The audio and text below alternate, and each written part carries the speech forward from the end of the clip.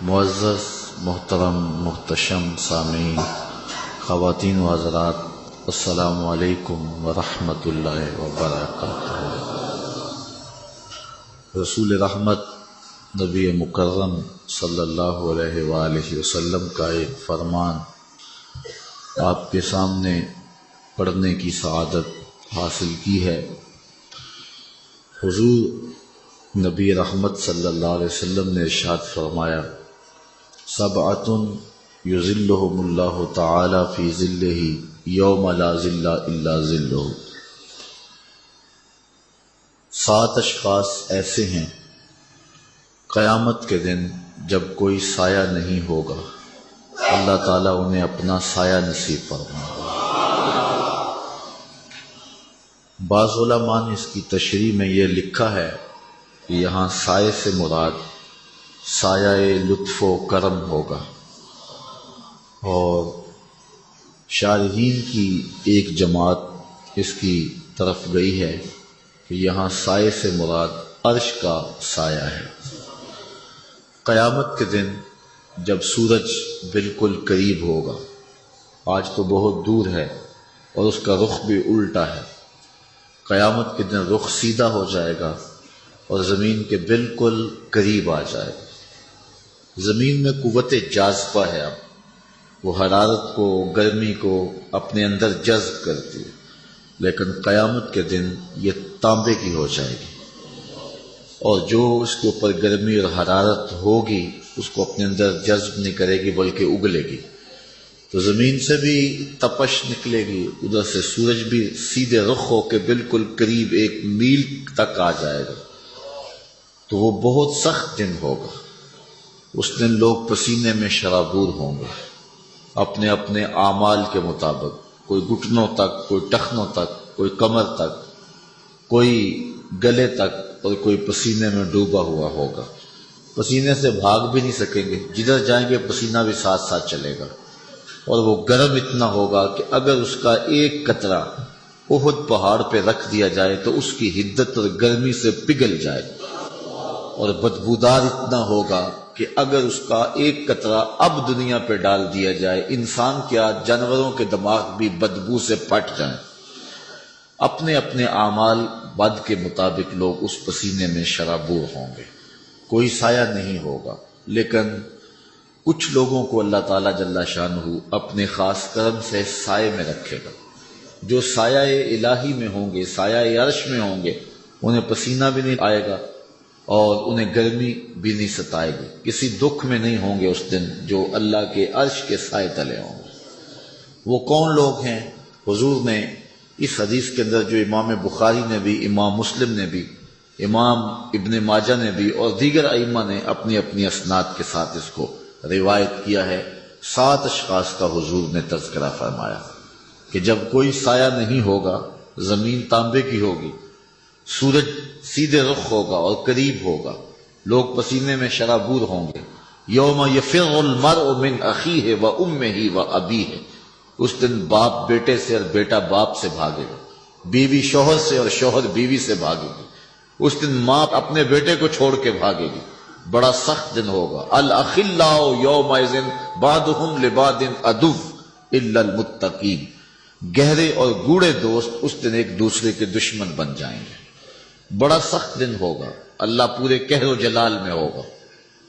تو اس دن جب کہ ہر شخص تھر تھر کانپ رہا ہوگا، 7 اشخاص ایسے ہیں جنہیں اللہ اپنے عرش کا ٹھنڈا سایہ عطا فرمائے گا۔ وہ 7 اشخاص کون ہیں؟ پہلا شخص امام عادل، عادل حکمران، جو عدل و انصاف کے ساتھ امور سلطنت سر انجام دے۔ اسلام ہم سے عدل کا تقاضا کرتا ہے، اور اگر آپ اسلام کا کوئی دوسرا نام پوچھیں تو دوسرا نام نظام عدل ہوگا۔ اسلام عدل کی تلقین کرتا ہے اور عدل کا درس اور سبق دیتا ہے۔ آقا کریم علیہ السلام نے فرمایا کہ جب کوئی سایہ نہیں ہوگا تو امام عادل، عادل حکمران عرش الہی کے سائے تلے ہوگا۔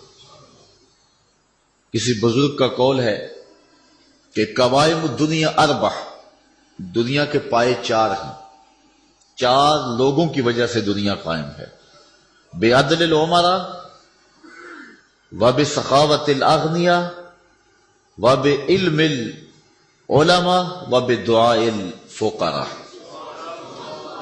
4 چیزوں سے دنیا قائم ہے، حکمرانوں کے عدل سے، علماء کے علم سے، اغنیاء کی سخاوت سے اور فقیروں کی دعاؤں سے۔ الملک یدوم بالکفر، ایک عربی کا مقولہ ہے، الملک یدوم بالکفر ولا یدوم بالظلم۔ ملک کفر سے تو قائم رہ سکتے ہیں لیکن ظلم سے قائم نہیں رہتے۔ جب کسی علاقے میں، کسی بستی میں، کسی شہر میں، کسی ملک میں، کسی گھر میں جب ظلم کا آغاز ہو جائے تو گھر اجڑ جاتے ہیں، ملک، شہر اور بستیاں برباد ہو جاتی ہیں۔ تو عدل کا درس دیا گیا، عدل کا حکم دیا گیا، انصاف کا سبق پڑھایا گیا۔ اس امت کو درس ہی یہی دیا گیا کہ تم نے عدل کرنا ہے، اگرچہ وہ قریبی رشتہ دار ہی تمہارا کیوں نہ ہو۔ تو عدل کرنے والا حکمران اللہ کی رحمتوں کا سایہ ہے۔ جو عادل حکمران ہے وہ اللہ کا خلیفہ ہے، اور جو ظالم حکمران ہے وہ شیطان کا خلیفہ ہے۔ عدل سے ہی معاشرے میں سکون ہوتا ہے۔ اب عدل کیا ہے؟ انصاف کسے کہتے ہیں؟ ہر چیز اپنی ٹھیک جگہ پہ ہو، جو اس کا مقام ہے اس کو وہ دیا جائے، اس کو عدل کہتے ہیں۔ اور کوئی شے اپنے اصل مقام سے ہٹے تو اس کو ظلم کہتے ہیں۔ وضع الشیء فی غیر محلہ، ظلم کی یہ تعریف ہے، کسی چیز کو اس کے غیر محل پہ رکھنا، جو اس کا ٹھکانہ نہیں ہے اس پہ اس کو رکھنا، یہ ظلم کہلاتا ہے۔ اور ہر شے اپنے مقام پہ ہو اس کو عدل کہتے ہیں۔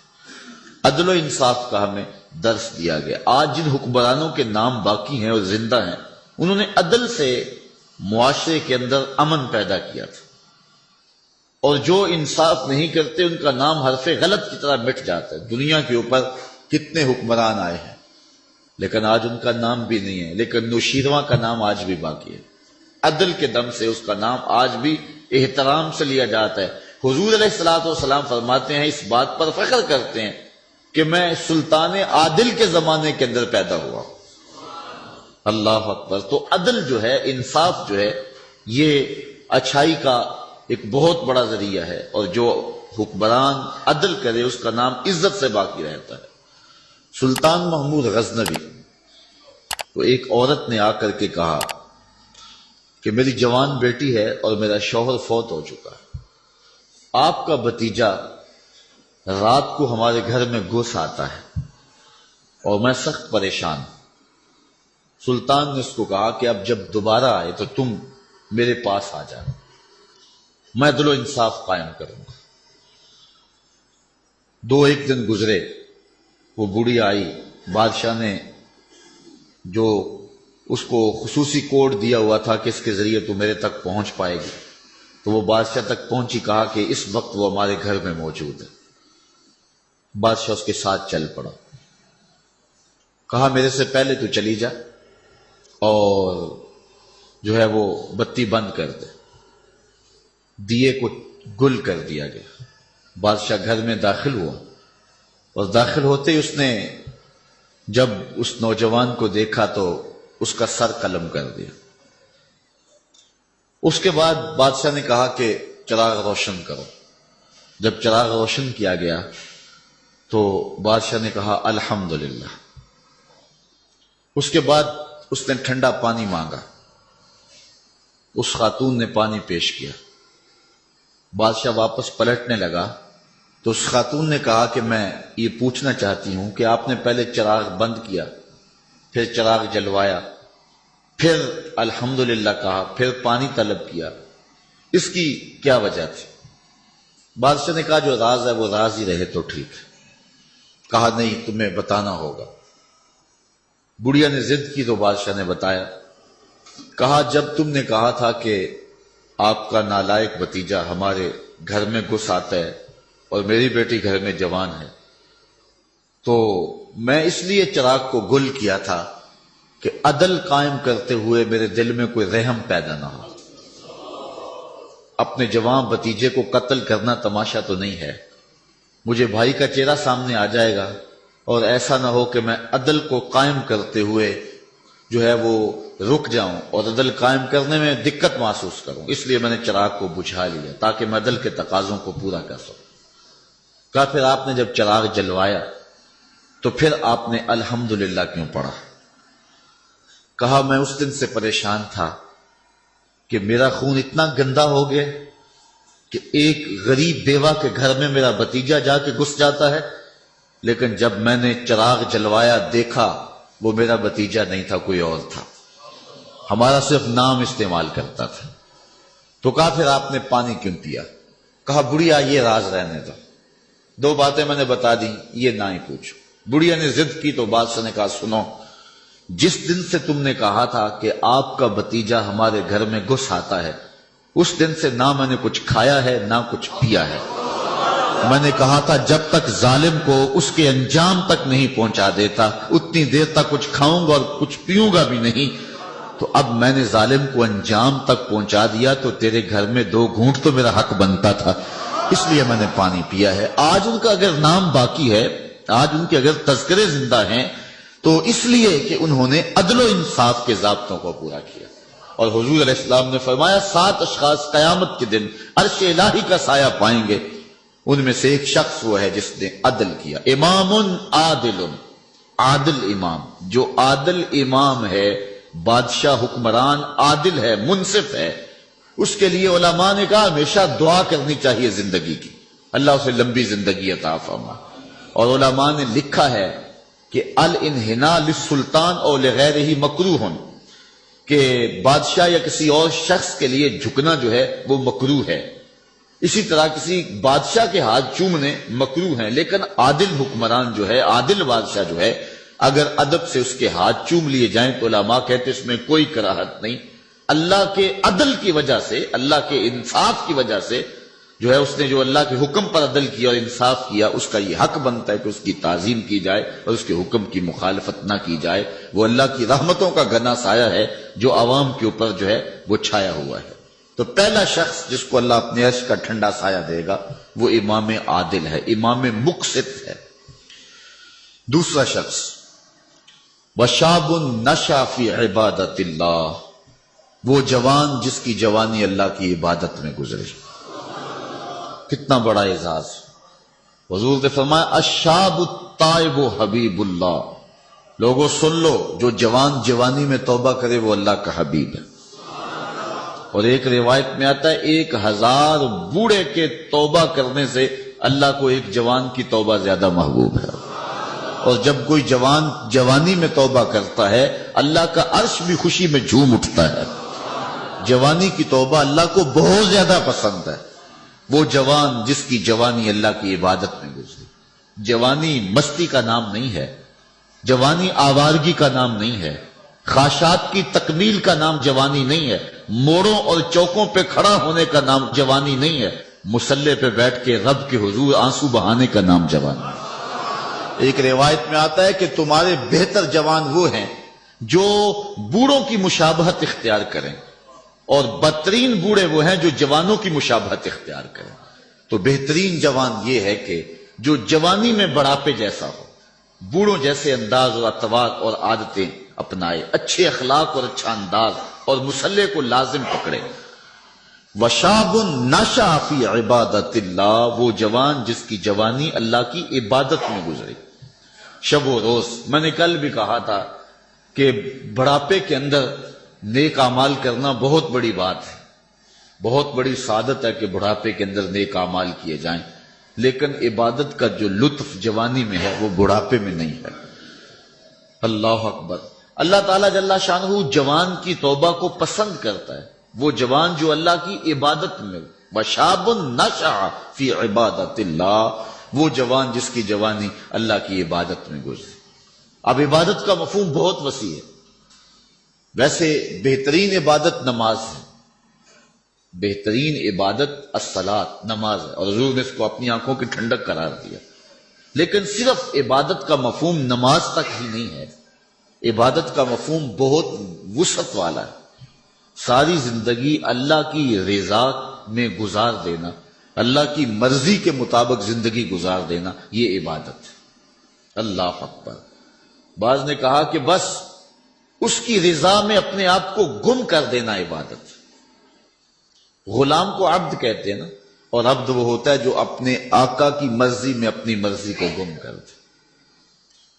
کوئی شخص کسی غلام کو خریدنے گیا نا منڈی میں، جب غلام بکتے تھے فروخت ہوتے تھے، تو جا کے ایک غلام سو پسند آیا، تو اس نے جب اس کا سودا کیا تو غلام سے پوچھتا ہے تمہارا نام کیا ہے؟ تو غلام کہتا ہے میرا نام کوئی نہیں ہے، جو رکھیں گے وہی میرا نام ہوگا۔ جب غلام ہے تو پھر اس کی اپنی مرضی ختم ہوگی۔ تو ہم اللہ کے غلام ہیں، اللہ کے بندے ہیں، تو بندگی کا حق یہ ہے، اللہ اکبر، کہ ہم سر سے لے کر پاؤں تک اس کے ہو جائیں۔ تیرے ہندیاں سندیاں محبوبہ، میں کافر ہوا جب میں ہوا۔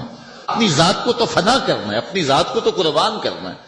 وہ جوان جس کی جوانی کے حسین ایام، جس کی جوانی کے خوبصورت لمحے، جبکہ بانکپن تھا، جبکہ خواہشات کا ہجوم تھا، جبکہ تمنائیں اپنے عروج پہ تھیں، لیکن اس نے سب کچھ اپنے رب کے لیے قربان کر دیا۔ سحری کے وقت اٹھ کے مصلی بچھایا اور آنسو بہائے، اور اللہ کے حضور عبادت کرتے ہوئے اپنی رات کو بسر کیا۔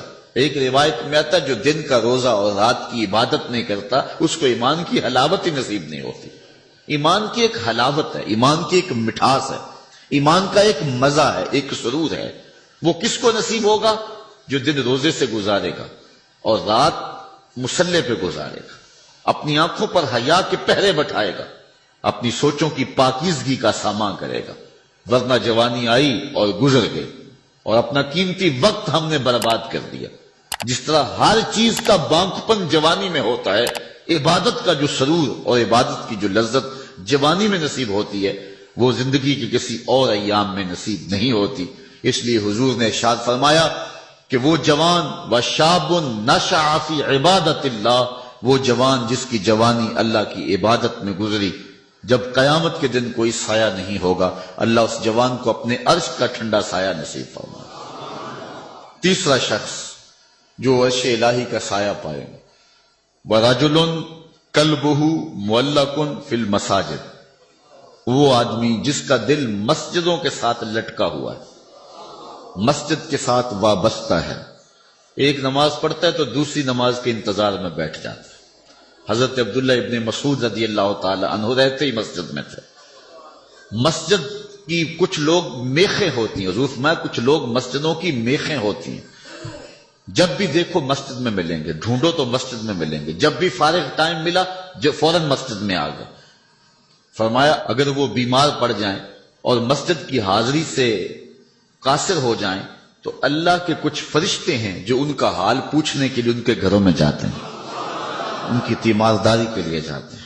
حکم ہے بازار میں دیر سے جاؤ اور جلدی واپس آ جاؤ، مسجد میں جلدی جاؤ اور دیر سے واپس آ جاؤ۔ المومن فی المسجد کالسمک فی الماء والمنافق فی المسجد کالطائر فی القفص، مومن مسجد میں اس طرح ہوتا ہے جس طرح پانی کے اندر مچھلی ہوتی ہے، اور منافق مسجد میں اس طرح ہوتا ہے جس طرح پنجرے کے اندر پرندہ پھنسا ہوا ہوتا ہے۔ کبھی مجبوراً آنا پڑ گیا تو جس طرح پھڑ پھڑا رہا ہے کہ بہت جلدی نکلنا ملے مجھے، اس طرح منافق کا جی مسجد میں نہیں لگتا۔ مسجد میں جلدی آؤ اور دیر سے واپس جاؤ، لیکن ہم نے اپنے طرز زندگی کو الٹ بنا لیا ہوا ہے۔ بازار میں آدھے گھنٹے کے لیے جائیں تو 5 گھنٹے لگ جاتے ہیں، مسجد میں جاتے ہیں ہم صرف آخری وقت میں اور کوشش کرتے ہیں کہ سب سے پہلے واپس آ جائیں۔ مجھے ویسے بڑی حیرت ہوتی ہے جب نماز ختم ہو یا جمعۃ المبارک یا کوئی اور ایسا، تو جو دروازے کے اوپر رش ہوتا ہے ہر بندے کی کوشش ہوتی ہے کہ میں جلدی نکل جاؤں، حالانکہ جتنی دیر تک مسجد میں بیٹھیں گے، جتنی دیر تک مسجد میں رکیں گے، اتنی برکتیں اترتی رہیں گی۔ بہترین لمحے وہی ہیں جو اللہ کے گھر میں گزر گئے۔ خیر الاماکن، بہترین جگہیں اللہ کے گھر ہیں۔ مسجد کی آبادی اور مسجد کی ستھرائی اور صفائی اور مسجد کی تعمیر و تزئین کے لیے جو لوگ وابستہ ہوتے ہیں بہت بابرکت لوگ ہیں۔ حضور نے فرمایا من بنا للہ مسجدا بن اللہ لہ بیتا فی الجنہ، جس نے اللہ کی مسجد بنائی اللہ اس کے لیے جنت میں گھر بنا دیتا ہے۔ کتنی بڑی سعادت ہے اس شخص کے لیے جو اللہ کے گھر کو تعمیر کرتا ہے۔ لیکن صرف تعمیر ہی کافی نہیں، اس کی آبادی رنگ و روغن اور رنگوں کے مختلف انداز کے فانوسوں سے نہیں ہے، مسجد کی آبادی نمازیوں سے ہے۔ نمازی ہوں گے مسجد آباد ہوگی۔ مسجد تو بنا دی شب بھر میں ایمان کی حرارت والوں نے، من اپنا پرانا پاپی تھا برسوں میں نمازی بن نہ سکا۔ جو مسجدوں کو آباد رکھتے ہیں، جن کے دل مسجد کے ساتھ لگے رہتے ہیں۔ ایک بوڑھی خاتون تھی، وہ مسجد نبوی میں صفائی کیا کرتی تھی۔ یہ ہم نے بھی بچپن میں دیکھا ہے کہ بوڑھی عورتیں مسجدوں میں آ کے جھاڑو دیا کرتی تھیں۔ اب تو وہ تصور ہی ختم ہو گیا اور اب ہم یہ چیز نہیں دیکھتے ہیں۔ وہ ایک زمانہ تھا کہ سنِ کہولت کو پہنچی ہوئی عورتیں، ظاہر ان سے پردے کے حکام بھی ساقط ہو جاتے ہیں، تو ایسی عورتیں عموماً جب صبح مساجد سے بچے پڑھ کے چلے جاتے تھے تو وہ مسجدوں میں آتی تھی، اور ہم نے اپنی آنکھوں سے دیکھا ہے کہ وہ مسجدوں کی صفائی کیا کرتی۔ نمازی بھی آتے تھے، وہ کوشش کرتے تھے، کچھ لوگ پہلے آ جاتے تھے کہ مسجد کی صفائی کریں، کچھ لوگ ویسے کوئی تنکا پڑا اس کو اٹھا کر کے کوئی نہ کوئی ذمہ داری لے لیتے تھے۔ یہ مسجدوں کے اندر جو اب خادم رکھے گئے ہیں، اس کو ہم جو تنخواہ دیتے ہیں وہ ہمارا حصہ تو پڑ گیا اس کے اندر، لیکن آج خود بھی اگر کبھی مسجد کی صفائی کا اہتمام کریں اور انتظام کریں تو یہ ایک ایسی چیز ہے جس سے دل ستھرے ہوتے ہیں۔ جو اللہ کے گھر کو صاف کرتا ہے، اللہ اس کے دل کو صاف کر دیتا ہے۔ تو وہ بوڑھی خاتون تھی، مسجد نبوی میں آتی تھی اور مسجد نبوی کی صفائی کرتی تھی۔ ایک دن حضور نے فرمایا کتنے دن ہو گئے ہیں میں اس بوڑھی خاتون کو دیکھ نہیں رہا۔ صحابہ نے عرض کی حضور وہ تو فوت ہو گئی ہے۔ تو فرمایا کہ تم نے مجھے بتایا نہیں؟ عرض کی حضور آپ مصروف ہیں کار نبوت میں، ہم نے سوچا کہ ایک عام سی خاتون ہے، ہم نے اس کا جنازہ پڑھا اور اس کی تدفین کر دی اور آپ کو نہیں بتایا۔ حضور فرمایا تم نے اس کو عام سمجھا ہے جو اللہ کے گھر کی صفائی کیا کرتی تھی؟ فرمایا مجھے بتاؤ اس کی قبر کہاں ہے؟ صحابہ کو حضور نے ساتھ لیا اور اس کی قبر پر پہنچے اور وہاں جا کے حضور نے دعا مانگی۔ جو اللہ کے گھر کو صاف کرتی ہے اور اللہ کے گھر کی صفائی کرتی ہے، حضور علیہ السلام فرمایا وہ عام نہیں ہے، وہ سعادت مند خاتون ہے جس کو یہ سعادت نصیب ہوئی، یہ دولت نصیب ہوئی کہ اللہ کے گھر کو صاف کرتی ہے۔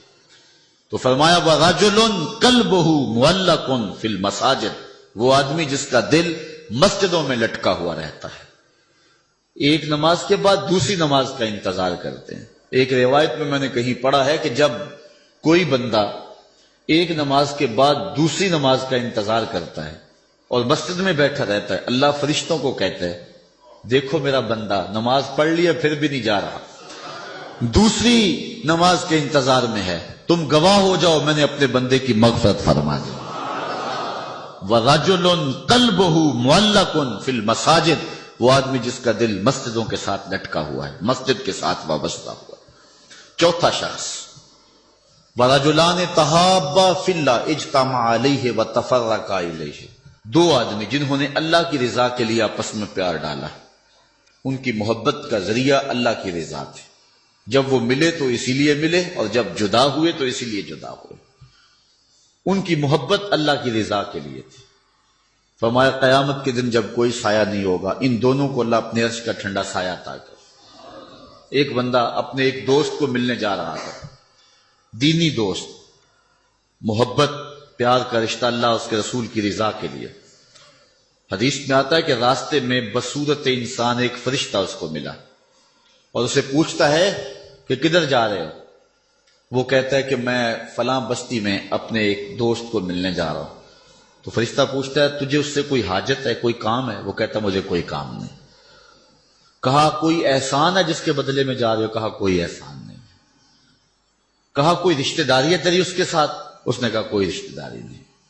تو فرشتے نے بصورت انسان جو آیا ہوا تھا، حدیث میں آتا ہے، وہ پوچھتا ہے کہ پھر کس لیے جا رہے ہو؟ کہا بس اللہ کے لیے جا رہا ہوں۔ تو فرشتے نے کہا کہ میں تیرے رب کا فرستادہ ہوں، مجھے رب نے بھیجا ہے، تو اللہ کی رضا کے لیے جا رہا ہے اس شخص کو ملنے کے لیے اور کوئی مقصد نہیں ہے، تو اللہ تعالیٰ نے تجھے بھی بخشا اور اسے بھی بخشا۔ جو اللہ کی رضا کے لیے کسی شخص سے دوستی رکھتا ہے، پیار کے اور بھی بہت سارے ذرائع، رشتہ داری سے صلہ رحمی، دودھ کا رشتہ، خون کا رشتہ، کاروباری روابط، سیاسی روابط، غرض کے رشتے، بہت کچھ ہے، لیکن جب کسی سے ملاقات ہو، جب کسی سے تعلق قائم ہو تو وہ اللہ کے لیے۔ الحب للہ والبغض للہ، میرے پیار کا سبب بھی اللہ اور میرے کسی سے دشمنی کا سبب بھی اللہ۔ جب اللہ کی رضا کے لیے دو شخص آپس میں پیار کرتے ہیں تو حضور علیہ السلام فرماتے ہیں وہ اتنے خوش نصیب لوگ ہیں کہ قیامت کے دن جب سورج 1.25 میل پہ ہوگا اور کوئی جو ہے وہ سایہ نہیں ہوگا، فرمایا حضور نے کہ اللہ ان کو اپنے عرش کا ٹھنڈا سایہ عطا فرمائے۔ اتنی بڑی سعادت ان کو نصیب ہوگی جن کی رضا کا معیار اور جن کی جو ہے وہ محبت اللہ اور اس کے رسول کے لیے ہے، اور معیار ان کا یہی ہے، الحب للہ والبغض للہ۔ پانچواں شخص جس کے بارے میں حضور نے فرمایا کہ وہ جنت کا سایہ پائے گا، وَرَجُلٌ دَعَتْهُ امْرَةٌ ذَاتُ مَنْصِبٍ وَجَمَالٍ فَقَالَ إِنِّي أَخَافُ اللَّهَ، ایک روایت میں ذات و حسب و جمال فقال انی اخاف اللہ، وہ شخص جس کو کسی عورت نے دعوت گناہ دی اور وہ عورت ذات و منصب و جمال، منصب اور جمال کی مالکہ تھی، صاحب حسب و نسب بھی تھی اور خوبصورت بھی تھی۔ اس نے عورت نے مرد کو لبھایا اور اپنے جال میں پھانسنا چاہا۔ اب جب قدموں میں حسن خود بچ رہا ہو پھر اپنے جذبات پہ قابو کون رکھے؟ لیکن اس جوان نے، اس شخص نے اس کی اس بات کے جواب میں کہا انی اخاف اللہ، تیری بات تو مان لیتا لیکن کیا کروں، رب سے ڈر لگتا ہے، اللہ کا خوف مجھے آتا ہے۔ حضور فرمایا وہ شخص جس نے یہ کہہ کے قدموں میں بچتے ہوئے حسن کی اس پیشکش کو مسترد کر دیا، کل قیامت کے دن جب کوئی سایہ نہیں ہوگا اللہ اسے اپنے عرش کا ٹھنڈا سایہ عطا فرمائے۔ جس طرح ایمان کی ایک حلاوت ہے، اعمال کی بھی ایک حلاوت ہے، ایک مزہ، ایک مٹھاس ہے، لطف ہے۔ نیکی کی ایک حلاوت ہے، ایک سرور ہے نیکی کا جو ایک مومن پاتا ہے۔ نماز کا اپنا مزہ ہے، روزے کا اپنا سرور ہے، حج کا اپنا ایک مزہ ہے، زکوٰۃ دینے کا اپنا مزہ ہے، ظاہر دو تو لطف اپنا ہے، مخفی دو تو اس کا مزہ اپنا ہے۔ اسی طرح باقی اعمال صالحہ کا پھر مختلف مواقع پر ان اعمال کی ایک حلاوت ہے، ایک مٹھاس ہے۔ گھر میں نماز پڑھو تو اس کی مٹھاس اپنی ہے، مسجد میں پڑھو تو اس کا سرور اپنا ہے، جامع مسجد میں پڑھو تو اس کا لطف اپنا ہے، اور اگر سین حرم میں نماز پڑھنے کا موقع مل جائے گا اس کا مزہ اپنا ہے، اور گنبد خضرا کی قربت میں نماز پڑھنے کا مزہ مل جائے، ریاض الجنہ میں لمحے مل جائیں تو اس کا لطف اپنا ہے۔ اس طرح روزے کا اپنا مزہ ہے، روزہ رکھنے کا لطف اپنا ہے، روزہ کھولنے کا مزہ اپنا ہے۔ بچوں میں بیٹھ کے کھولو روزہ تو اس کا بھی اپنا سرور ہے، مسجد میں بیٹھ کے دوستوں میں بیٹھ کے روزہ کھولو تو اس کا مزہ اپنا ہے، کسی اللہ والے کی صحبت اور اس کے قدموں میں بیٹھ کے روزہ کھولیں اور اس کا مزہ اپنا ہے، اور اگر روزہ کھولنے کے لیے مسجد نبوی کا صحن مل جائے تو اس کا سرور پھر اپنا ہے، اس کا مزہ پھر اپنا ہے۔ ہر عمل کا ایک لطف ہے، ہر عمل کی ایک حلاوت ہے، اور وہ حلاوت بندہ اتنی دیر تک اس سے متمتع نہیں ہو سکتا، اس سے فائدہ نہیں حاصل کر سکتا، اور وہ ایمان کی حلاوت اور لذت پا نہیں سکتا جب تک اس کی نظر پاک نہیں ہوتی۔ اگر کوئی بندہ چاہتا ہے کہ میرے باطن میں انوار چمکے تو رزق حلال کا اہتمام کرے، ورنہ سینہ روشن نہیں ہو سکتا، جو مرضی کر لے، اگر رزق پاک نہیں ہے تو سینے میں روشنی نہیں آ سکتی، اور اگر نظر پاک نہیں ہے تو عبادت کی حلاوت نہیں مل سکتی۔ نماز پڑھتا ہے، سجدہ کر رہا ہے، قیام کرتا ہے، بس ایک مشق کر رہا ہے، لیکن اس کی ایک حلاوت ہے، اس کا ایک سرور ہے، اس کی ایک لذت ہے، اس کا ایک کیف ہے جو مومن کے سینے کے اندر جو ہے وہ چھا جاتا ہے۔ ذکر کا ایک مزہ ہے نا، اس مزے کو حضرت سلطان باہو کہتے ہیں نا، اندر بوٹی مشک مچایا اتے جان پھلن تے آئی ہو، پھر وہ کیفیت بنتی ہے کہ نہیں بنتی ہے؟ تو وہ سرور بندے کو نہیں ملتا جب تک اس کی نظر پاک نہیں ہوتی۔ اگر نظر بگڑ جائے تو من سننا ہو جاتا ہے، اندر کچھ نہیں رہتا، اور پھر اگر انسان زنا جیسی بری خصلت میں مبتلا ہو جائے تو پھر اس کے پلے کیا رہے گا؟ اللہ تعالیٰ نے فرمایا کہ کرنا تو دور کی بات ہے، لا تقربوا الزنا، اس بری خصلت کے قریب بھی نہ جانا، اس لیے مبادیات سے بھی روک دیا گیا، مبادیات سے بھی منع کر دیا گیا۔ تو فرمایا جس شخص کو کسی عورت نے دعوت گناہ دی، اس طرح کسی عورت کو کسی مرد نے دعوت گناہ دی اور اس عورت نے اپنی عصمت اور اپنی آبرو کی حفاظت کی اور اس کو کہا پیچھے ہٹ جا، مجھے اپنے رب سے ڈر لگتا ہے، اور اسی طرح کسی مرد کو کسی عورت نے دعوت گناہ دی، اس نے کہا فقال انی اخاف اللہ، میں اللہ سے ڈرتا ہوں۔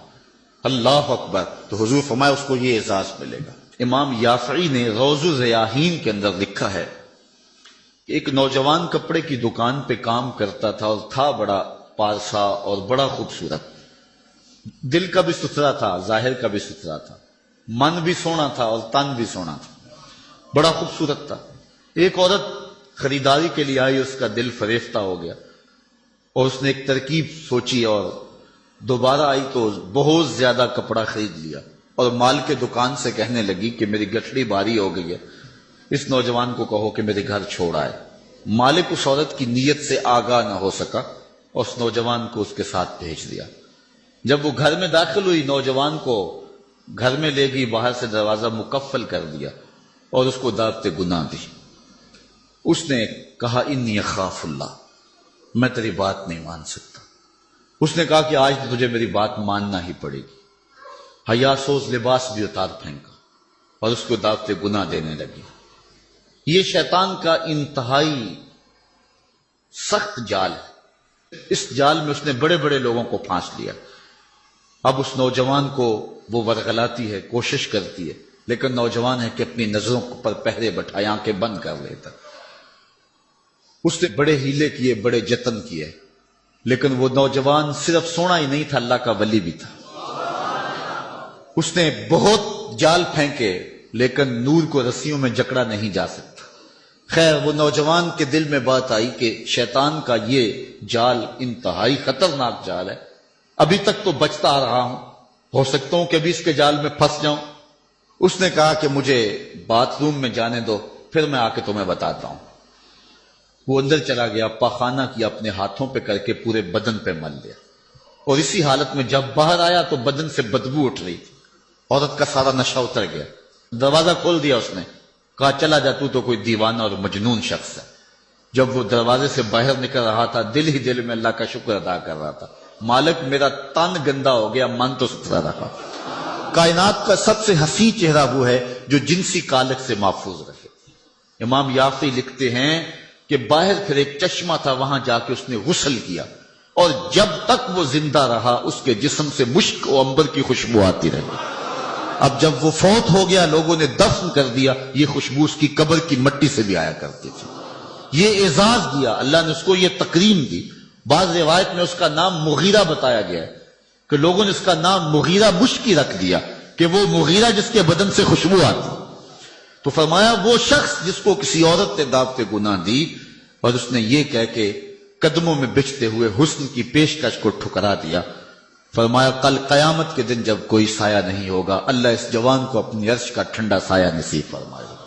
چھٹا شخص جس کے بارے میں حضور نے یہ وعدہ دیا، وَرَجُلٌ تَصَدَّقَ بِصَدَقَةٍ فَأَخْفَاهَا حَتَّى لَا تَعْلَمَ شِمَالُهُ مَا تُنْفِقُ يَمِينُهُ، وہ شخص جس نے صدقہ کیا اور اتنا خفیہ کیا کہ جو دائیں ہاتھ نے کیا بائیں کو اس کی خبر نہیں ہوئی، اتنا مخفی انداز سے صدقہ کیا، خیرات کی۔ پرانے زمانے کے اندر بزرگ چاندی یا سونا کسی کپڑے میں باندھ کر کے کسی کے گھر میں چھوڑ آیا کرتے تھے، کسی کے گھر میں پھینک آیا کرتے تھے، یا کسی نابینے کو دے دیتے تھے، کلام نہیں اس سے کرتے تھے تاکہ ہم ظاہر نہ ہو، ہمارا نام بھی ظاہر نہ ہو۔ کھلا صدقہ کرنا اس کی ممانعت نہیں ہے، اس کا بھی اجر ہے اگر ریاکاری کی نیت دل کے کسی گوشے میں نہ ہو۔ لیکن یہ بات ذہن میں رکھیں کہ ریاکاری کی چالیں بہت باریک ہیں، بہت باریک، براہیمی نظر لیکن بڑی مشکل سے ملتی ہے۔ ہوس چھپ چھپ کے سینوں میں بنا لیتی ہے تصویر۔ جو ریاکاری کی چالیں ہیں وہ کالے پتھر پر کالے رنگ کی چونٹی چلے تو جس طرح وہ نظر نہیں آتی ہے، اس طرح ریاکاری کی چالیں بھی اتنی ہی باریک ہیں، بہت باریک۔ تو انسان کے اندر ریاکاری پیدا ہو جاتی۔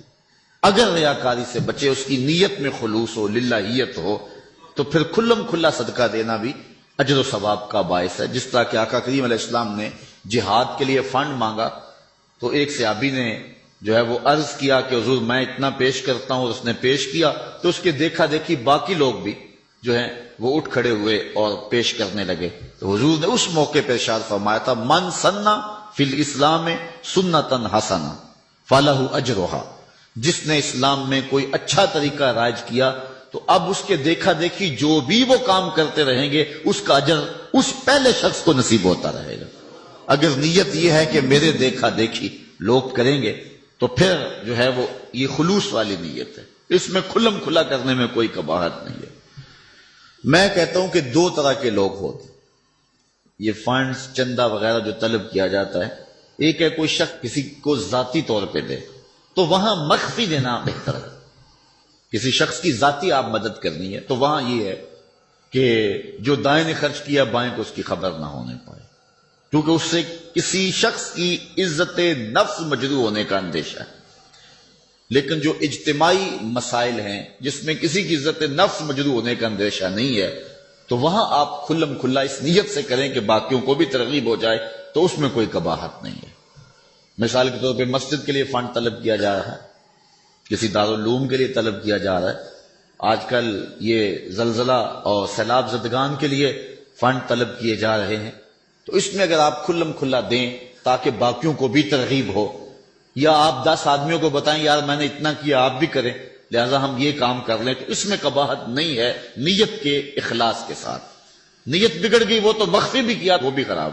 تو بات یہ ہے کہ صدقہ ظاہر کیا جائے یا صدقہ مخفی کیا جائے دونوں بابرکت ہیں، لیکن ان میں افضل یہ ہے کہ انسان مخفی کرے۔ اور حضور فرماتے ہیں وَرَجُلٌ تَصَدَّقَ بِصَدَقَةٍ فَأَخْفَاهَا، کہ وہ شخص جس نے صدقہ کیا اور صدقہ اتنا مخفی کیا حتیٰ لا تعلم شمالہ ما تنفق یمینہ، جو دائیں نے کیا بائیں کو اس کا پتہ نہ چلا، دائیں ہاتھ کے صدقے کا بائیں ہاتھ کو پتہ نہ چلا، اس کو خبر نہ ہوئی۔ کتنا بڑا اعزاز حضور نے شخص کے لیے مقرر فرمایا کہ کل قیامت کے دن جب کوئی سایہ نہیں ہوگا اس صدقہ کرنے والے کو اللہ عرش کا ٹھنڈا سایہ دے گا۔ اللہ کی راہ میں خیرات کرتے رہنا چاہیے، اور صدقہ دینے سے مال گھٹتا نہیں ہے، مال بڑھتا ہے۔ میں اس کی ایک مثال دیا کرتا ہوں کہ پرانے زمانے کے اندر کنویں ہوتے تھے، اب تو ٹیوب ویل آ گئے، ہینڈ پمپ آ گئے اور بہت کچھ آ گیا زمین سے پانی نکلوانے کے لیے، لیکن اس وقت کنویں میں ڈول ڈال کر کے جو ہے وہ پانی نکالا کرتے تھے۔ جب جدید آلات آ گئے تو کنویں کی ضرورت ختم ہو گئی اور لوگوں نے یہاں سے پانی لینا شروع کر دیا، چونکہ وہاں پانی حاصل کرنے کے لیے دقت زیادہ برداشت کرنا پڑتی ہے۔ اب وہ کنویں کہیں کہیں آپ کو مل جائیں گے، مختلف دیہاتوں میں بستیوں میں آپ جائیں تو پرانے کنویں جو ہے وہ کہیں کہیں موجود ہیں، لیکن ان میں جھانک کر کے دیکھیں کہ ان کا پانی بہت نیچے چلا گیا اور بہت کم پڑ گیا ہوا ہے۔ ان کنووں کو کسی نے بند نہیں کیا، لیکن اب پانی کہاں غائب ہو گیا؟ اصل بات یہ ہے کہ جب کنویں اپنا فیض باہر دیتے تھے اللہ نیچے سے پانی بھی انہیں دیتا تھا، جب ان کنووں نے پانی دینا چھوڑ دیا نیچے سے جو سوتے پھوٹتے تھے وہ بھی خشک ہو گئے۔ جو راہ خدا میں خرچ کرتا رہتا ہے اللہ اس کو عطا فرماتا رہتا ہے۔ شیطان کہتا ہے کہ خرچ کرو گے تو کم ہو جائے گا، لیکن رب کہتا ہے خرچ کرو گے میں وعدہ دیتا ہوں کہ بڑھ جائے گا۔ اب اللہ پر اگر کسی شخص کا پختہ یقین ہے، پختہ یقین، تو پھر جو ہے وہ اس کو خرچ کرتے ہوئے یہ احساس کبھی نہیں ہوگا کہ اس سے میرا مال کم ہو رہا ہے، صدقے سے میرا مال کم ہو رہا ہے، ایسا ہو نہیں سکتا اگر پختہ یقین ہے۔ حضرت رابعہ بصریہ سلام اللہ علیہا بہت سخیہ تھیں، اور آپ کے ڈیرے پہ خانقاہ پہ لوگوں کا آنا جانا رہتا تھا، ان کو کھانا بھی کھلاتے تھے، اور درویشوں فقیروں کا مزاج ہی ہے کہ لوگ آئیں اور کھاتے جائیں۔ بابا بلے شاہ فرماتے ہیں ایٹو کھڑک کے دکڑ وجے تتا ہوئے چلا، آن فقیر کھا کھا جاون راضی ہوئے بلا۔ حضرت غوث اعظم سیدنا شیخ عبد القادر جیلانی علیہ الرحمہ فرماتے ہیں آدھی فقیری جو ہے وہ خدمت خلق ہے، بھوکوں کو کھانا کھلانا اور ننگوں کو لباس پہنانا، آدھا فقر یہ ہے، آدھی فقیری یہ ہے۔ کسی نے کسی درویش سے پوچھا کہ فقیری کیا ہے؟ کہا فقیری خدمت خلق کا نام ہے، یہ گدڑی اور دلک کا نام نہیں ہے، یہ فقیری خدمت خلق کا نام ہے۔ تو حضرت رابعہ بصری کہ ہاں مہمانوں کا آنا جانا رہتا تھا۔ ایک دن خادمہ نے بتایا کہ 5-6 مہمان آ گئے اور صرف دسترخوان پر ایک ہی روٹی ہے، گھر کے اندر باورچی خانے میں صرف ایک ہی روٹی ہے۔ کہا جاؤ اس کو بھی اللہ کی راہ میں خیرات کر دو۔ اب عقل تو یہی کہتی ہے کہ روٹی ہے کچھ اور کہیں سے مہیا کی جائے اور مہمان نوازی کی جائے، لیکن یہاں اذعان دیکھیے، یقین دیکھیے۔ حضرت رابعہ بصریہ نے کہا کہ اس کو خیرات کر دو۔ خادمہ نے خیرات کر دیا، مہمان بیٹھے ہوئے ہیں، کوئی اور شے ہے نہیں، دروازے پر دستک ہوئی. پوچھا من علی الباب، دروازے پر کون؟ کہا فلاں کا فرستادہ غلام، میرے آقا نے آپ کے لیے بھیجا ہے اور یہ کھانا دیا ہے. خادمہ نے کھانا وصول کیا. حضرت رابعہ کو کہا یہ کسی نے کھانا بھیجا ہے. آپ نے کپڑا اٹھایا، گنا تو 5 روٹیاں تھیں. کہا یہ کھانا ہمارا نہیں، اس کے آقا نے کسی اور گھر بھیجا ہوگا، غلطی سے ہمارے گھر یہ آ گئے. کھانا واپس کر دیا. تھوڑے لمحے گزرے تھے، پھر دروازے پہ دستک ہوئی. کہا من دق الباب، دروازہ کس نے کھٹکھٹایا؟ کہا فلاں آقا کا بھیجا ہوا غلام ہوں، میرے آقا نے آپ کے لیے کھانا بھیجا. خادمہ نے وصول کیا، حضرت رابعہ کے سامنے رکھا، کپڑا اٹھایا، گنا تو 7 روٹیاں. کہا اس کے آقا نے کسی اور گھر بھیجا ہوگا، یہ بھی غلطی سے ہمارے گھر آ گئے. کھانا واپس کر دیا. پھر دروازے پہ دستک ہوئی. پوچھا من علی الباب، دروازے پر کون؟ کہا فلاں آقا کا بھیجا ہوا غلام ہوں، میرے آقا نے آپ کے لیے کھانا بھیجا ہے اور کہا حضرت رابعہ کو دے کے ہی آنا. خادمہ نے وصول کیا. حضرت رابعہ کپڑا اٹھایا، گنا تو 10 روٹیاں تھیں. کہا ہاں یہ کھانا ہمارا ہے. کہا پہلے 2 بھی تو کہتے تھے آپ کا ہے، آپ نے انکار کر دیا. کہا میرے رب کا وعدہ ہے جو 1 دے میں 10 دیتا ہوں. پہلے 5 تھی، پھر 7 تھی. میں نے کہا مالک 10 پوری کرے گا تو تیری بندی وصول کرے گا.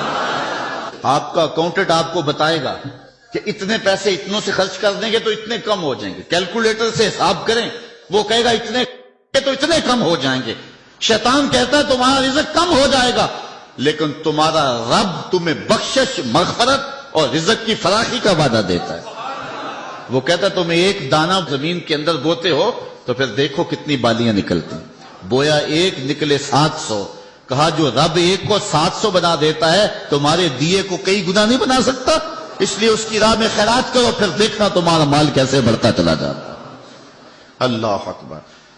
تو کہا وہ شخص جس نے صدقہ دیا اور اتنا مخفی دیا کہ جو دائیں نے خرچ کیا بائیں کو اس کی خبر نہ. اور 7واں شخص، خوش نصیب شخص، اللہ ہمارے اندر یہ سارے وصف پیدا کر دے. اللہ اکبر. ایک شخص نے اپنی بیوی کو طلاق دے دی. یہ دیکھیے یقین علماء کا، ہمارے بزرگوں کا. اپنی بیوی کو طلاق دے دی، اور طلاق کن لفظوں سے دی؟ کہ اگر میں جنتی نہیں ہوں تو تجھے طلاق ہے، اگر میں جنتی نہیں ہوں تو تجھے طلاق ہے. تو اب علماء سے پوچھا کہ طلاق ہوئی ہے یا نہیں ہوئی؟ علماء کہنے لگے ہم نہیں بتا سکتے، چونکہ طلاق کو معلق کیا گیا تو اب ہمیں تو نہیں پتا کہ تو جنتی ہے یا نہیں ہے. اب ہم اس کے بارے میں کوئی رائے نہیں دے سکتے. قاضی ابو یوسف علیہ رحمہ، امام اعظم امام ابو حنیفہ کے شاگرد، ان کے پاس مسئلہ گیا. آپ نے شخص کو بلایا، کہا کبھی ایسا ہوا ہے کہ کسی عورت نے تجھے دعوت گناہ دی ہو اور تو نے کہا ہو میں اللہ سے ڈرتا ہوں؟ اس نے کہا ہاں 1 مرتبہ زندگی نہیں ہوا. کہا تیری بیوی کو پھر کوئی طلاق نہیں، اس لیے کہ حضور نے فرمایا ہے کہ وہ شخص جس کو کسی عورت نے دعوت گناہ دی اور اس نے کہا میں اللہ سے ڈرتا ہوں، فرمایا کل قیامت کے دن جب کوئی سایہ نہیں ہوگا یہ بندہ عرش کا سایہ پائے گا. تو کہا پھر پکی بات ہے کہ تو جنتی ہے، تو جہنم میں جا ہی نہیں سکتا کیونکہ یہ رسول اللہ کا وعدہ ہے. اللہ اکبر. تو اتنا یقین تھا ان باتوں پہ ہمارے بزرگوں کو، اس لیے کہا یہ حضور کی حدیث ہے، اگر یہ بات ہے تو کوئی طلاق نہیں. قاضی ابو یوسف نے فتویٰ دیا. تو یہ دعا کریں کہ اللہ تعالیٰ یہ 7 اشخاص کے جو اوصاف ہیں جن کے بارے میں وعدہ جنت ہے، اللہ تعالیٰ ہم سب کو نصیب فرمائے. نظر کی حفاظت کی توفیق دے، خیالوں کو پاکیزگی دے دے. میں ایک شخص کو جانتا ہوں جس کو دعوت گناہ دی گئی لیکن اس نے اپنی آبرو کی حفاظت کی. رات کو سویا تو حضرت میاں میر علیہ رحمہ خواب میں ملے. اللہ اکبر. اور آپ نے فرمایا تجھے مبارک ہو، تو نے سنت یوسفی ادا کی ہے. کیسا حسن تھا، کیسا جمال تھا جناب یوسف کا. لیکن آپ دیکھیے قرآن پڑھیے، سورہ یوسف اٹھائیے، ایسے تو مرتبے نہیں ملے ہیں. کیسے کمال ہیں ان لوگوں کے، اپنی آرزوؤں پر کیسے پہرے بٹھائے ہیں اور کس طرح اپنی خواہشات کے آگے بند باندھے ان لوگوں نے. جب 7 دروازے مکفل کر دیے اور حضرت یوسف علیہ السلام کو زلیخا کہتی ہے طلق، اب تو آ جاؤ نا، اب تو کوئی نہیں دیکھ رہا، اور موٹا کپڑا ڈال دیا اس بت کے اوپر جو وہاں اس نے اپنے کمرے میں رکھا ہوا تھا. حضرت یوسف علیہ السلام بولے کالا معاذ اللہ، تو موٹا کپڑا ڈال کے اپنے خدا سے چھپ گئی ہے، میرا خدا تو 7ویں کوٹڑی میں بھی دیکھ رہا. اور پھر اتنی روشنی برسی، اتنے اجالے برسے، گناہ کیا، گناہ کا تصور بھی محال ہو. تو 7واں شخص جس کے بارے میں حضور نے فرمایا وَرَجُلٌ ذکر اللہ خالیا ففاضت عیناہ، وہ شخص جس نے تنہائی میں اللہ کا ذکر کیا، کوئی دیکھنے والا نہیں تھا، ریا کا شائبہ بھی نہیں تھا، تنہا بیٹھا ہوا تھا، سحری کا وقت تھا، مصلی بچھا ہوا تھا، اور وہ اللہ کا ذکر کرنے لگا، پھر ذکر کا سرور من میں اترنے لگا، پھر کیا ہوا؟ ففاضت عیناہ، خوف خدا کی وجہ سے اس کی آنکھ میں آنسو آ گئے، اللہ کی یاد میں، اللہ کے ذکر میں رونے لگا۔ حضور فرمایا کل قیامت کے دن جب کوئی سایہ نہیں ہوگا، اس ذاکر کو اللہ اپنے عرش کا ٹھنڈا سایہ نصیب فرمائے۔ اٹھتے بیٹھتے چلتے پھرتے تنہائی میں، خلوت میں، جلوت میں اللہ کے ذکر سے اپنا تعلق جوڑیے۔ اللہ کا ذکر دلوں کے لیے جلا کا باعث ہے۔ لکل شیء ثقالہ وثقالۃ القلوب ذکر اللہ۔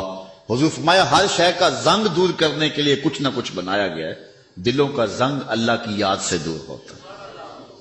ذکر جلی بھی اور ذکر خفی بھی، زبان سے کرو یا دل سے کرو۔ میرے حضور قبلہ عالم فرماتے ہیں اٹھ دی بیندی ٹر دی پھر دی، ستے آتے جاگ دی، نام جھپ دی رو تے کھپ دی، ویخ سر اس راگ دی، نام جپیاں قرب ملدا، نام دی کر پوری سانب، شیشے وچ کستوری جے کر پھر ضرورت کاگ دی۔ یہ ذکر ایسا ہے جس سے من کے گن دور ہوتے ہیں۔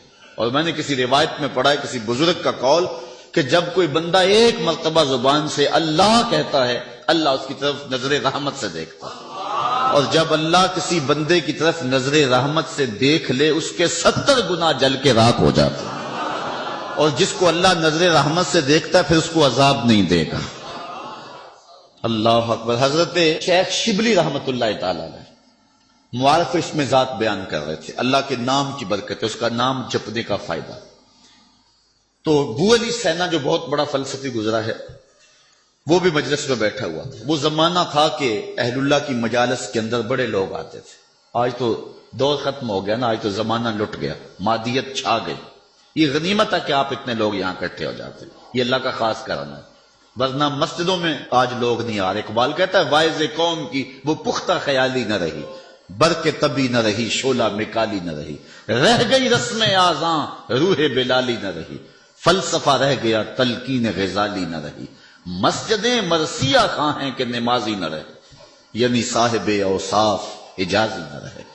آج جو حالات ہیں آپ سب کے سامنے ہیں، ان حالات میں بھی قوم توبہ کی طرف نہیں آ رہی۔ تو وہ ایک زمانہ تھا، وہ ایک دور تھا۔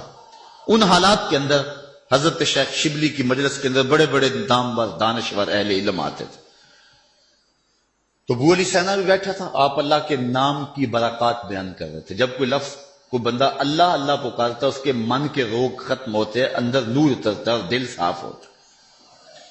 تو ابو علی سینا اٹھ کے کھڑا ہو گیا، کہنے لگا اللہ کی ذات تو مؤثر ہے لیکن نام میں کیا رکھا ہے؟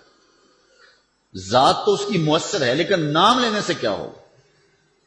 آگ نفس الامر میں جل رہی ہو، آپ ہاتھ ڈالیں تو ہاتھ جل جائے گا، لیکن آگ آگ کہیں گے تو ہونٹ تو نہیں جلیں گے۔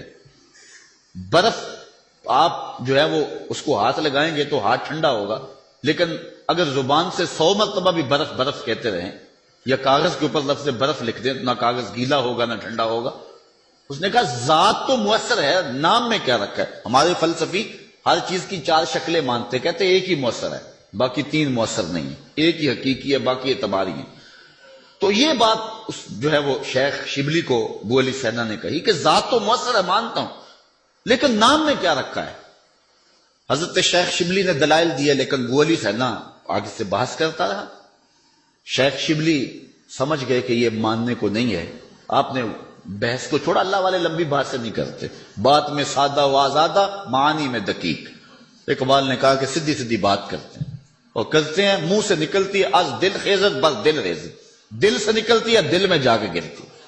بزرگوں کا طریقہ سادہ سادہ ہوتا ہے، بہت لمبی گفتگو نہیں ہے، بس سیدھی سیدھی بات۔ تو جب بحث کا سلسلہ شروع ہونے لگا تو شیخ رک گئے اور پھر کہا ابو علی سینا میں تیرے سے کیا بحث کروں، تو گدھا ہے۔ اتنے لوگ اور اتنا بڑا فلسفی اور بڑے مجمع میں کہا تو گدھا ہے، رنگ سرخ ہو گیا غصے سے۔ حضرت مجھے گدھا کہا آپ نے؟ شیخ مسکرانے لگے، کہا دیکھا نا گدھے کے نام میں کتنا اثر ہے۔ کہ تیرا رنگ بدل گیا. کہا جب گدھے کے نام سے تیرے چہرے کا رنگ بدل جاتا ہے تو اللہ کے نام سے دل کا رنگ نہیں بدل سکتا؟ تو کہنے لگا حضرت میں مان گیا، میں تسلیم کر لیا. تو کہا وَرَجُلٌ ذَكَرَ اللَّهَ خَالِيًا، جس نے تنہائی میں بیٹھ کے اللہ کا نام لیا، اللہ کا ذکر کیا، پھر اس کے اثر اندر اترے، اندر بوٹی مشک مچایا اتے جاں پھلاں تے آئی، پھر کیفیت بدل گئی اندر کی. تو حضور نے ارشاد فرمایا کہ کل قیامت کے دن جب کوئی سایہ نہیں ہوگا اللہ کے ذاکر کو جو تنہائی میں بیٹھ کے اللہ کا ذکر کرتا ہے. تنہائی کی بات اس لیے کی کہ یہاں ریاکاری کا شائبہ نہیں ہے، محض اللہ کے لیے، کسی کے دکھلانے کے لیے نہیں ہے. مسجد نبوی میں ایک بندہ بیٹھ کے گردن جھکا کے ذکر کر رہا تھا، حضرت عمر نے جا کے پیچھے سے گردن پکڑ لی. یا صاحب العنق ماذا تصنع، اے گردن والے کیا کر رہا ہے، ہمیں دکھا رہا ہے. تو ریاکاری اللہ کو پسند نہیں ہے. تو اگر تنہائی میں بیٹھ کے کسی نے اللہ کا ذکر کیا اور ذکر کرتے کرتے اس کی آنکھیں آنسوؤں کا خراج دینے لگی اور اللہ کی یاد میں رونے لگا بندہ، تو حضور فرمایا اتنا بڑا اعزاز اس کے لیے ہے قیامت کے دن جب گرمی برس رہی ہوگی اور سورج بالکل قریب اور سیدھے رخ پہ ہوگا، زمین تانبے کی ہوگی، لوگ پسینے میں شرابور ہوں گے، اللہ اس شخص کو جو یاد الہی میں رویا تھا اپنے عرش کا ٹھنڈا سایہ اس کے اوپر تان دے گا، اس کو برکت نصیب فرمائے گا. تو یہ 7 خوش نصیب ایسے لوگ ہیں کہ جن کو اللہ اپنی خاص کرم نوازیوں کا نور نصیب فرمائے گا. اللہ تعالیٰ کی بارگاہ میں پھر دعا ہے، اللہ تعالیٰ جل شانہ ہمیں یہ سعادتیں ہمارے اندر اتار دے اور ہم اس سے ڈرنے والے بھی ہوں، ذکر کرنے والے بھی ہوں، نظر خیال پہ پہرا بٹھانے والے بھی ہوں. اللہ کسی موقع پہ ہمیں منصب نصیب کر دے تو عدل کرنے والے بھی ہوں. اللہ تعالیٰ ہمیں ایک دوسرے سے محبت کرنے کی توفیق دے صرف اپنی رضا کے لیے. میں آپ سے پیار کروں تو اللہ کے لیے، کوئی غرض نہ ہو. آپ مجھ سے پیار کریں تو محض اللہ کے لیے، اللہ اس کے رسول کے لیے. الحب للہ والبغض للہ، یہی ہمارا جو ہے وہ سبب ہو ایک دوسرے کے ساتھ پیار کا. ہزاروں قومیں وجود میں آئیں دہر میں خشک و تر کے رشتے سے، ہم نے بنیاد دوستی رکھی یاد خیر البشر کے رشتے سے. محمد کی وساطت سے محبت تیری میری ہے، محمد کی وساطت سے محبت تیری میری ہے، محبت اصل ہے ان کی، نہ تیری ہے نہ میری ہے. الحب للہ والبغض للہ.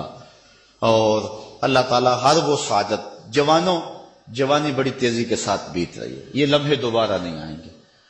اور جو سن کہولت میں پہنچ گئے ہیں، بڑھاپے میں قدم رکھ چکے ہیں، انہیں یہ کہتا ہوں کہ جوان تو بڑھاپے کے انتظار میں ہیں، بوڑھو اب تم کس انتظار میں؟